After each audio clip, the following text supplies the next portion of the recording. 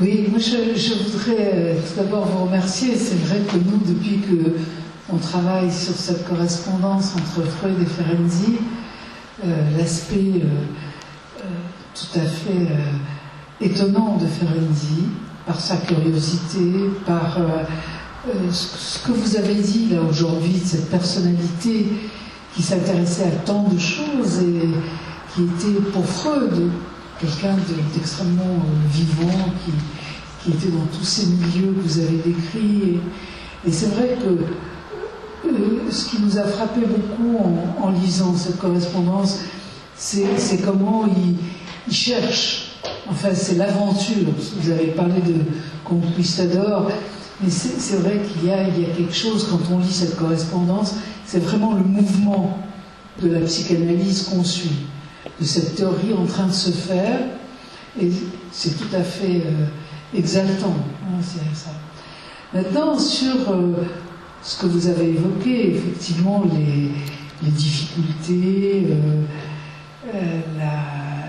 le fait, est-ce qu'il était fou ou pas fou, enfin, bon, tout ce que, si monsieur Hénal dit, professeur Hénal, sur en fait ce qu'on dit après des psychanalystes, les mauvais bruits qui courent.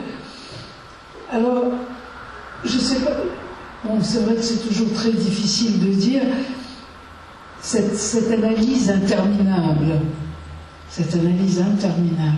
qui fait que finalement, effectivement, quand Freud écrit ce dernier, en fait, il pense à Ferenczi quand il va écrire cet article sur analyse finie et infinie.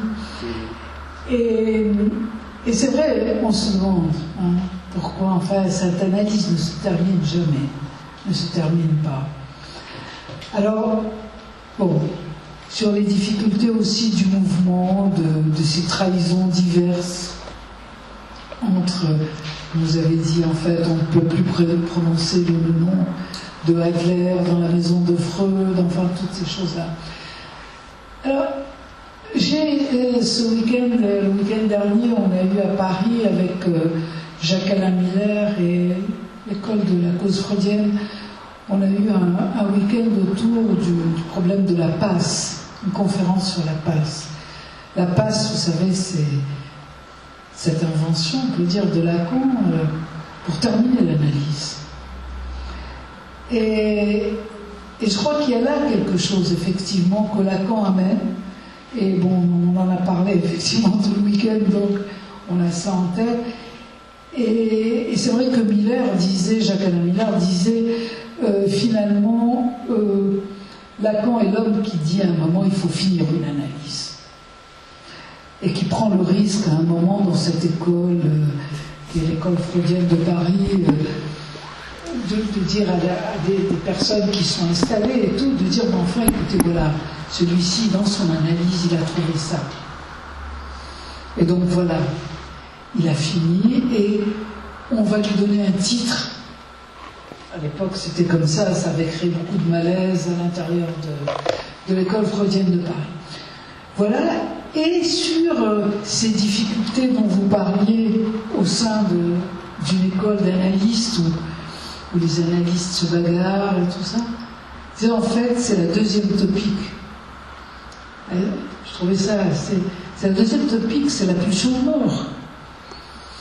À l'intérieur du mouvement, tout d'un coup, toujours ces mouvements de dissidence, on n'est plus d'accord, on est d'accord. Voilà. Je ne sais pas ce que vous en pensez, mais je voulais vous demander effectivement, vous dites que vous n'êtes pas analyste, oui, mais c'est vrai que cette analyse interminable, ce refus finalement de Ferenczi d'accepter, on dirait la castration, finalement, accepter de terminer avec Freud. No. The question of analysis, terminable and interminable, I'd like to say two things. One is about training analysis. In that article, it's interesting that Freud suggested that the training analyst, that the future analyst should only be short and didactic, but that it should be repeated every 5 years or so. Yeah. tranché. And en tranche. And I find it interesting that this was not taken up by anybody. No institute I know of all over the world has taken this seriously. On the other hand, what I'd like to contribute from a historical point of view, I don't know if you know that Freud's agendas were discovered. His agenda, where he noted which patient he saw when, for how many times per week, how much he charged. I mean, that's statistics, but it's fascinating material because we can see that he was completely unorthodox. Completely unorthodox. There were patients he treated once a week, once a month, or just once. Twice a week, 3 times a week. Patients, the number of sessions per week altered between once and 7.5 hours per week. He gave Ferenczi 7.5 hours per week. Or when somebody said, I can only come for 2 months because I'm American and I have to go back, he said, okay, let's try it. So he was completely flexible. I think we should bear that in mind when talking about training regulations and all that stuff. And there's one third thing I'd like to say to Andre's contribution, talking about the secrets of famous analysts. I'm reminded what Michael Balin told in an interview to Bloma's Word Love in New York. And he said to Bloma, Balin said, I'm always so much amused when our training committees and ethic committees gather and discuss if someone is worthy to become an analyst. And he said, if we knew, or if we had known then anything we know now about, say, Melanie Klein, Winnicott, etc., Adler, Stekl, Rank, Ferenczi, they would never have been made candidates. So let's just stay humble, because these were great people. Si vous permettez, j'aimerais aussi risquer une question. Bon, je ne suis pas thérapeute, pas analyste, pas psychiatre, mais il y a toute une partie de la nouvelle historiographie sur la psychanalyse qui montre effectivement qu'il y a une sorte de hiatus entre une version privée et une version publique, une version clinique et une version théorique des pratiques. Vous venez de donner un exemple. On parle de la régularité des séances, alors que Freud lui-même, d'après ses agendas, ne le faisait pas. J'aimerais m'adresser, vous poser la question à l'historien. Comment est-ce que vous comprenez l'éventuelle nécessité de ce hiatus? Pourquoi on ne fait pas ce qu'on dit? Pourquoi on ne dit pas ce qu'on fait? Y inclut chez Freud lui-même. Et moi, je pose la question. Mon background, c'est plutôt sociologie des sciences, ou philosophie des sciences. Est-ce que là, on est en face d'un type de production des connaissances tout à fait particulier, où finalement la preuve ou la rhétorique de conviction, convaincre finalement ses pairs que ce qu'on fait est la bonne voie, passe pas du tout, presque pas par des canaux traditionnels de conviction, mais toujours dans une intersubjectivité qui fait que parfois la correspondance est quasiment plus riche que ce qui est publié. Est-ce qu'on a des traces dans les œuvres de Freud, de Ferenczi, un regard un peu réflexif sur les moyens qu'ils utilisent pour façonner leur propre savoir? Parce qu'on les sent toujours tiraillés entre de l'intersubjectivité qui remplit des pages de correspondance et des volontés de formalisation comme une sorte de fantasme de scientificité qui ne pourrait quasiment jamais être atteint réellement dans la pratique, mais qui est nécessaire, presque pour des raisons, on a presque envie de dire politiques. En tout cas, c'est l'impression que l'outsider comme moi a lorsqu'on voit la multiplicité de ces niveaux, aussi de ces formats et de ces lieux, de ces techniques littéraires différentes dans lesquelles on élabore finalement la théorie psychanalytique. If I've understood your question correctly, you want to know about the gap, the hiatus between why don't the analysts not write about what they really do? Yes, and how Freud or Ferenczi conceived the problem of producing knowledge about human mind. Yeah. What does it mean, producing knowledge about psychoanalysis? Is it publishing things? Is it doing practices and translating these practices in well-done formalization? Yeah. Is it intersubjective dynamics? Did they have a reflexivity about that? Yeah, I think that's a very multifaceted question. Yeah, I think there are good historical reasons that the pioneers of psychoanalysis were cautious, prudent about, telling too much about what they really do, because there was a hostile environment. But I think much more importantly, there are inherent reasons. It's very difficult to really describe what goes on in the psychoanalytic encounter. Which kind of description would do justice to what really goes on? I think that's a very, very difficult question.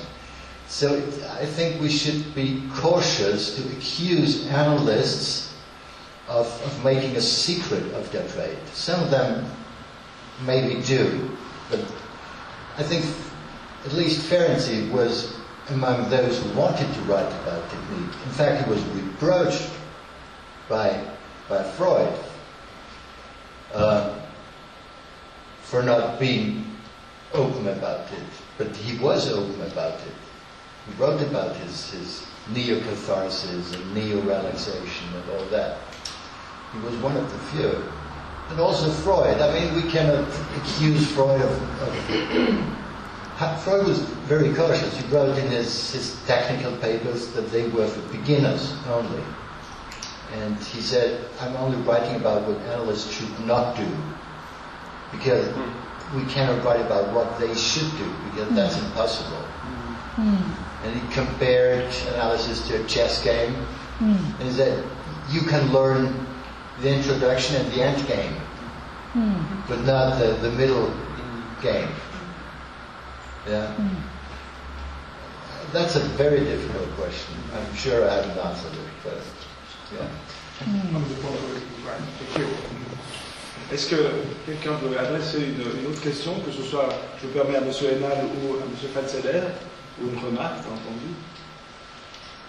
Moi, je sors de remarque par une question sur la entendant jusqu'à maintenant dans ces conférences, on a beaucoup parlé du clinique, je veux dire de la Ferenczi comme du côté de l'expérimentation clinique. Vous avez parlé pas mal de ça aussi, mais il me semble que dans ce que vous avez dit, il y avait quelque chose aussi qui pointait d'un rapport particulier de Ferenczi par rapport à l'institution aussi, ou d'une hésitation de la position de Ferenczi par rapport à l'institution du comité, du club, là, de la psychanalyse comme elle devient un isme, comme vous disiez. Ça veut dire que c'est pas seulement une pensée, c'est un courant qui se structure, et en tout cas que vous avez, je trouve, décrit comme assez dictatorial quand même. Il y avait quelque chose d'assez tyrannique, et moi je reste sur cette remarque de Ferenczi qui disait Freud, l'iconoclaste, qui est prêt à tout, sauf à ce qu'on le remette en question lui-même. C'est quand même problématique, et quand on voit ce que sont devenus les mouvements psychanalytiques à la suite de Freud, je trouve que c'est quand même un reproche qu'on pourrait leur formuler encore, quand même une très très grande difficulté à accepter une remise en question. Et moi je reste perplexe là-dessus, sur une technique qui prône la libre association et dans laquelle la parole est tellement verrouillée qu'on ne peut pas nommer le nom d'Adler dans la maison de Freud. C'est quand même, il y a un truc, il y a un contraste là entre ce qu'on prêche d'une parole qui devrait être libre et de quelque chose qui est tellement verrouillé. J'ai l'impression que beaucoup des conflits peuvent aussi se lire comme ça. qu'est-ce qui peut se dire, qu'est-ce qui ne peut pas se dire, dans une logique institutionnelle ou groupale, et pas seulement clinique. Il y a quelque chose là, en tout cas, que je trouve très, très problématique, et je pense que la psychanalyse a payé très cher ça. Très cher, c'est quand même, c'est ni psychanalytique ni scientifique de ne pas être d'accord d'être une question. Je ne sais pas si on a réglé ça. That's not only the problem of psychoanalysis, that's an inbuilt problem in all utopian movements. Any, truly idealistic utopian movement is in danger of killing itself and becoming a caricature of itself, because in their fight for truth, for beauty, for love, for everything, you have to be very aware of their enemies, because they have enemies. And so it starts. And then the bickering among themselves starts. But that's not germane to psychanalysis. You find it everywhere. On aimerait que la psychanalyse s'éviter ça. Yeah, we don't like it in psychanalysis because psychanalysis is uncovering the truth. Yeah. Moi, je voulais juste dire que c'est vrai que je pensais aussi que ça arrivait pas seulement aux psychanalystes et à la psychanalyse, mais aux autres aussi. Moi, j'ai fini l'université de Genève au moment où Saussure disparaissait complètement. Et le saussurisme, je ne sais pas comment. Et je me souviens que le nouveau professeur qui est arrivé avec une toute autre linguistique, le mot de Saussure ne pouvait plus être prononcé. Les recherches de Saussure ne pouvaient plus être introduites dans sa théorie. À lui, il était complètement évacué. Voilà. Donc moi, je me dis que... Bon, mais il n'était pas psychanalyste. Oui, mais alors ça, c'est le lab sur lequel dont nous parlait Nal. Quel lab serions-nous? Et ça, je trouve que c'est une très belle façon d'avoir posé cette question. À qui je donne? Faites comme vous voulez. Je serai bref. Je voulais juste remercier Ernst pour une chose, qu'il dit modestement qu'il est historien, mais je crois qu'il est aussi excellent psychologue. Et ce que j'ai admiré, par exemple, quand tu as parlé de la crise existentielle de Ferenczi, où tu as refusé de pathologiser, mais tu as en même temps énormément soutenu l'existence de l'expérience. Et c'est dans ce sens-là que je dis que tu n'es pas qu'un historien, et que même j'admire le fait qu'après 30 ans de travail sur la psychanalyse, tu as pu rester un psychologue indépendant. Et je voulais te remercier pour ça, parce que je crois que ton analyse de psychologue est très précieuse aussi dans tout ça. Merci. Pour être honnête, je suis psychothérapeute et j'ai eu 3 analyses. Ouais. Monsieur Chamberlain, c'est légal. Oui, donc c'est vrai que cette question de l'idéalisation du psychanalyste, c'est une chose tout à fait impressionnante et paradoxale lorsqu'il s'agit justement des psychanalystes qui seraient là justement pour casser un peu ce genre d'idéalisation. C'est un peu ce que disait le professeur Rénal. Alors, moi j'ai une autre question. Ça veut dire, je suis déjà d'une génération où Ferenczi s'était déjà considéré un analyste important dans le mouvement psychanalytique. J'étais jeune médecin lorsque, en 1988, je vous ai vu avec le professeur Rénal parler justement des contributions de Ferenczi pour la psychanalyse. Pour moi, c'était d'une évidence. Donc c'est presque comme ça une surprise lorsque j'ai constaté qu'après sa mort, il y a eu cette stigmatisation par rapport à Ferenczi et qu'on ne pouvait plus mentionner Ferenczi, ou alors on pouvait parler de sa théorie mais sans parler de son nom, etc. Alors, la question de l'idéalisation du psychanalyste et de la psychanalyse, on peut penser ça de mille façons sociologiques, justement, n'est-ce pas? La question du patriarcat. Mais bon, le patriarcat, lui, il est malade et on a l'impression que l'idéalisation du psychanalyste n'est pas malade encore dans les sociétés, je ne sais pas, libyens, en tout cas chez le lacanien, c'est encore très fort cette idéalisation de Lacan et de ses successeurs, des leaders qui le succèdent. Mais là, ce qui m'étonne le plus, c'est la position de Freud par rapport à ça. Évidemment, il a une position où probablement il est stimulé aussi cette idéalisation. Et ma question, c'est, après la mort de Ferenczi, je connais mal, j'ai une lacune historique autour de ça.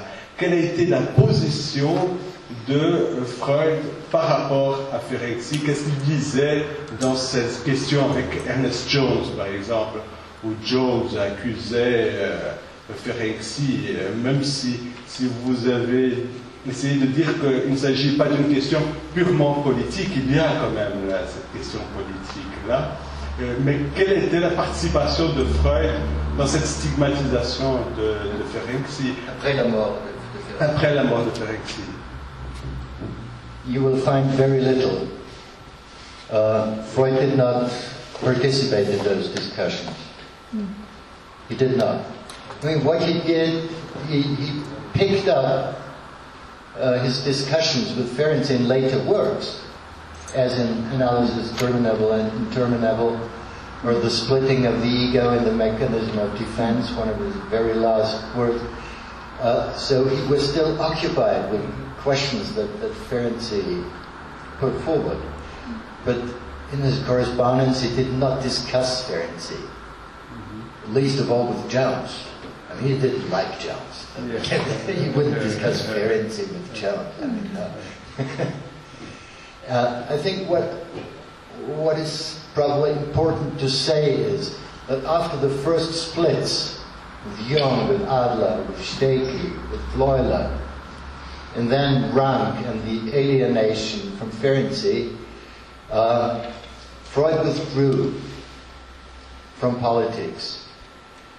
And I think contrary to popular belief, he was not such an authoritarian leader, at least not in later years. I mean, proof for that is that in various centers all over the world, the most various kinds of psychoanalysis developed while Freud was still alive. You know, there was Lacan, there was, I don't know, there was in Los Angeles, there was Chicago, Franz Alexander, there was Karen Horney, there was William Melanson White, there was Aristide Sullivan. I mean, all that still, Melanie Klein, of course, yes. Not to forget Melanie Klein. There were all kinds of psychoanalysis while Freud still lived, and they coexisted. There were tensions, there were fights, but they coexisted. And I find that quite interesting because you can compare it to the Jungian movement. I've been quite interested in Jung in these past years, and Jung had a much, much stronger hold on the movement. So he declared who became a Jungian analyst.